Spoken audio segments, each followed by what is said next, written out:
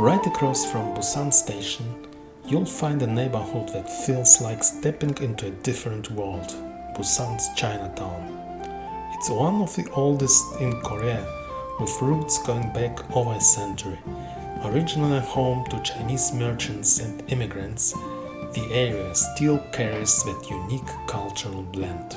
As you walk through the streets, you'll spot a mix of Korean and Chinese characters on signs, shops, and menus. Russian influence cultural centers show how many communities once passed through this port city. It's not just a tourist stop, it's a small but vibrant neighborhood with stories in every corner. A quick walk, a few bites, and suddenly you've traveled a little further than you expected, right in the heart of Busan.